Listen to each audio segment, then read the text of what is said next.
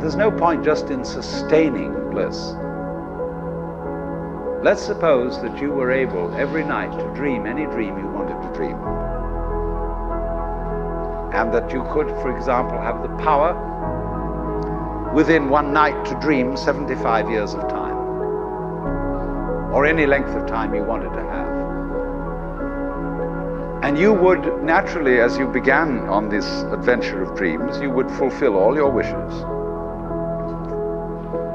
You would have every kind of pleasure you could conceive. And after several nights of 75 years of total pleasure each, you would say, well, that was pretty great. But now let's have a surprise. Let's have a dream which isn't under control. Well, something is going to happen to me that I don't know what it's going to be. And you would dig that and come out of that and say, wow, that was a close shave, wasn't it? Then you would get more and more adventurous, and you would make further and further out gambles as to what you would dream. And finally, you would dream where you are now. You would dream the dream of living the life that you are actually living today. That would be within the infinite multiplicity of choices you would have.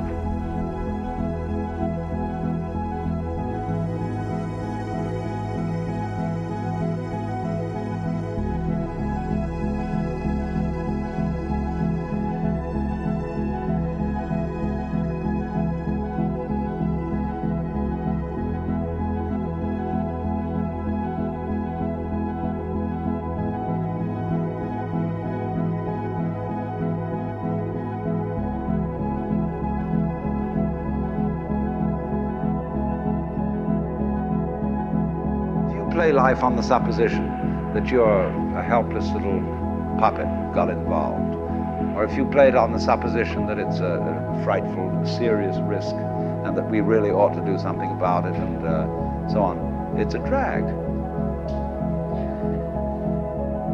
There's no point in going on living unless we make the assumption that the situation of life is optimal.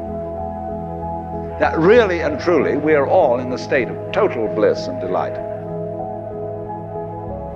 And that's just like black and white. You don't know black unless you know white. You don't know white unless you know black.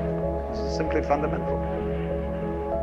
It gets lost, it gets involved in the farthest out adventures, but in the end, it always wakes up and comes back to itself. And when you're ready to wake up, you're going to wake up. And if you're not ready, you're going to stay pretending that you're just a poor little me. And since you're all here and engaged in this sort of inquiry and listening to this sort of lecture, I assume that you're all on the process of waking up. Or else you're teasing yourselves with some kind of flirtation with waking up, which you're not serious about. But I assume maybe you are, not serious but sincere. That you say, oh, come on. Say, sir, I have a problem. I'm unhappy and I want to get one up on the universe, or I want to become enlightened. I want spiritual wisdom. Who are you? Basically, go right down to it. You're looking at me, you're looking out, and you're unaware of what's behind your eyes. Go back in and find out who you are, where the question comes from, why you ask. You are deliberately forgetting who you really are, or what you really are. You see, the problem is this. We identify in our experience a differentiation between what we do and what happens to us. Let's consider breathing. You can feel that you breathe deliberately. You can control your breath. But when you don't think about it, it goes on. Is it voluntary or involuntary?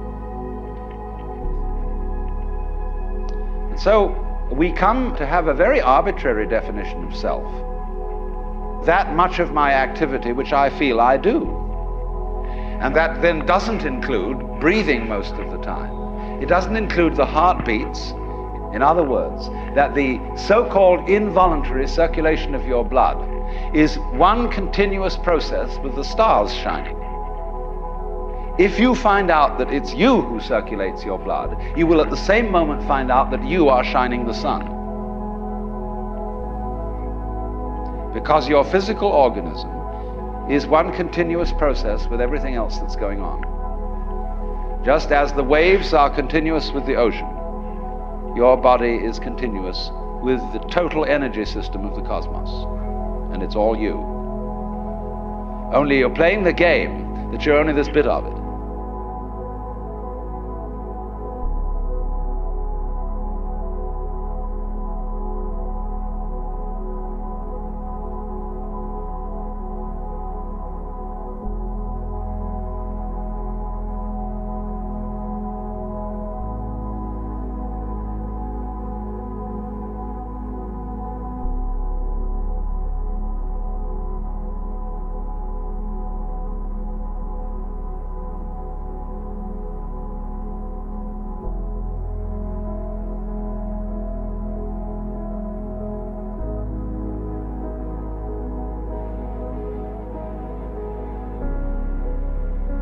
All, when all is said and done,